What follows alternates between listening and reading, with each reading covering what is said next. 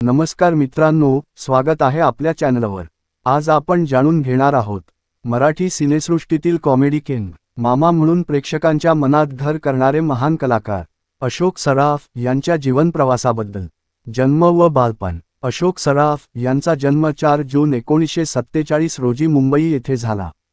लहानपणापासूनच नाटकं, रंगभूमी आणि कलाक्षेत्र यांचं वेड त्यांना होतं। शालेय जीवनात त्यांनी अनेक लहान मोठ्या भूमिकांत काम केलं। त्याच काळात त्यांना जाणवलं की अभिनय हेच त्यांचं खरं ध्येय आहे। स्ट्रगल व सुरुवातीच्या काळात त्यांना छोट्या भूमिका मिळाल्या, परंतु रंगमंचावर त्यांची पकड इतकी जबरदस्त होती की लोकनाटक संपल्यावरही तो मुलगा कोण म्हणून त्यांना विचारायचे। हळूहळू त्यांनी स्वतःचं नाव निर्माण केलं आणि मराठी सिनेसृष्टीचे दरवाजे त्यांच्यासाठी खुले झाले। पहिला मराठी चित्रपट 1972 मध्ये आलेल्या पांडू हवलदार या चित्रपटातून त्यांनी मराठी चित्रपटसृष्टीत प्रवेश केला। यातल्या त्यांच्या विनोदी टायमिंगमुळे प्रेक्षक हसून लोटपोट झाले।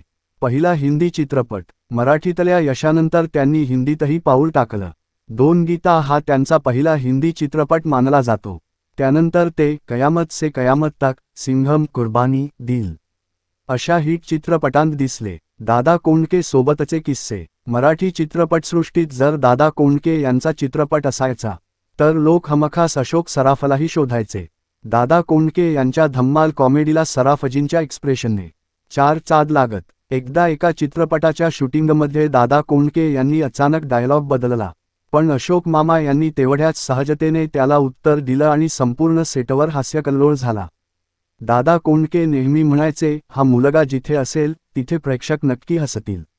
लक्ष्मीकांत बेर्डे सोबतची जोडी। 80 आणि 90च्या दशकात मराठी चित्रपटसृष्टीत त्रिकुटाची धूम होती। अशोक सराफ, लक्ष्मीकांत बेर्डे आणि सचिन पिळगावकर या तिघांची कॉमेडी म्हणजे प्रेक्षकांसाठी मेजवानी।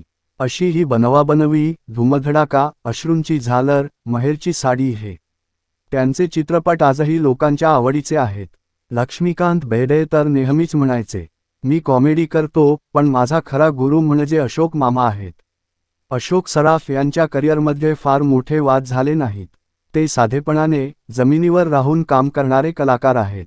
मात्र एक काळ असा होता की त्यांच्या लोकप्रियतेमुळे त्यांना वन मॅन इंडस्ट्री म्हटलं जात होतं। कारण त्या काळात त्यांचा चित्रपट लागला की तो हिट होतो असं समीकरण प्रेक्षकांमध्ये पक्कं झालं होतं। किस्से व वैयक्तिक जीवन। अशोक सराफ आणि निळू फुले यांच्यातले स्टेजवरील किस्से आजही आठवले जातात, तर दुसरीकडे त्यांच्या मामा या इमेजमुळे ते प्रत्येक घराघरात पोहोचले। वैयक्तिक आयुष्यात त्यांनी अभिनेत्री नंदिनी सराफ यांच्याशी विवाह केला।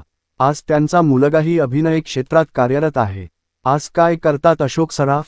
हालचालीत म्हणता येईल की अलबत्ता अभिनयविश्वातून त्यांनी पूर्णपणे निवृत्ती घेतली आहे असं नाही। त्यांचा सक्रिय सहभाग अजूनही रंगभूमी, चित्रपट आणि टेलिव्हिजन या क्षेत्रात कायम आहे। 78व्या वर्षीही ते नवीन आव्हानं स्वीकारताना उत्साही दिसतात। वर्ष 2025 मध्ये त्यांना पद्मश्री पुरस्काराने सन्मानित करण्यात आलं। हे त्यांचं अद्यापही रंगभूमी आणि चित्रपट क्षेत्रातील अविस्मरणीय योगदान सिद्ध करतं। अलीकडील काही घडामोडींत त्यांनी सलमान खानसोबतच्या जागृती चित्रपटाच्या सेटवर घडलेल्या धोकादायक किस्स्याचाही उल्लेख केला। एका दृश्यात खरोखरचा धारदार चाकू त्यांच्या मानेवर आला होता। थोडक्यात ते अजूनही सक्रिय, सामाजिक, सांस्कृतिक आणि काही नाट्य टीव्ही उपक्रमांमध्ये भाग घेत आहेत। अशोक सराफ आणि निवेदिता जोशी सराफ यांना एकच मुलगा आहे, अनिकेत सराफ। अनिकेत अभिनय क्षेत्रात गेलेला नाही। तो शेफ म्हणून काम करतो। पॅरिसमधील कॉलेजात प्रशिक्षण, नंतर परदेशात शेफ म्हणून अनुभव आणि नंतर ऑक्सफर्ड इंग्लिश सेंटरमध्ये इंग्रजी शिक्षक या भूमिकेत कार्यरत आहे।